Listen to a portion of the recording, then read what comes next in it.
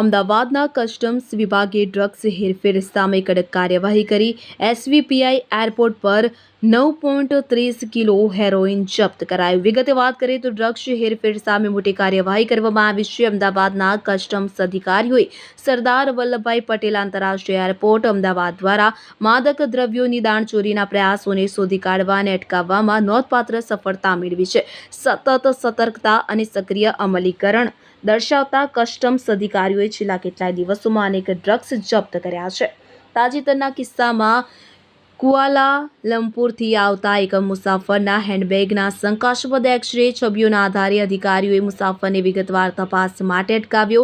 મુસાફરના હેન્ડબેગની તપાસ દરમિયાન અધિકારીઓને ગ્લુટાગ્રો અને ક્રેકર્સ કોકોનેટ ફ્લેવર તરીકે લેબલવાળા ઘણા પેકેટ્સ મળી આવ્યા। વિગતવાર તપાસ દરમિયાન પેકેટોમાં જાહેર કરાયેલા ફૂડ સપ્લિમેન્ટ્સ અને ખાદ્ય પદાર્થોને બદલે શંકાસ્પદ સફેદ પાવડર અને સફેદ દાણાદાર પદાર્થો હોવાનું જાણવા મળ્યું હતું।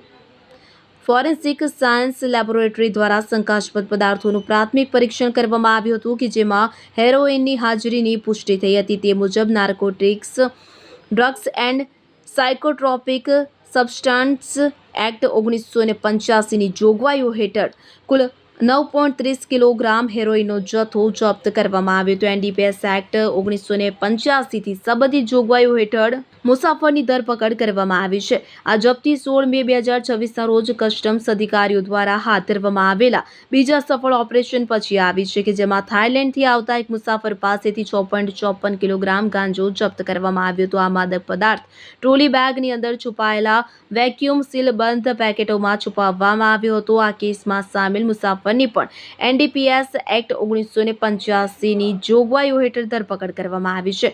જપ્તીની તાજેતરની શ્રેણી આંતરરાષ્ટ્રીય ડ્રગ્સ ટ્રાફિકિંગ નેટવર્કનો સામનો કરવા માટે અમદાવાદ એરપોર્ટ પર કસ્ટમ્સ અધિકારીઓ દ્વારા હાથ ધરવામાં આવેલા સતત સતર્કતા, ગુપ્તચર આધારિત પ્રોફાઇલિંગ અને સંકલિત અમલીકરણ પ્રયાસોને પ્રકાશિત કરે છે। અમદાવાદ કસ્ટમ્સ વિભાગ દેશને માદક દ્રવ્યોના જોખમથી બચાવવા અને સરહદ પાર મુસાફરોની અવરજવર પર કડક નજર રાખવા માટે સંપૂર્ણપણે પ્રતિબદ્ધ છે।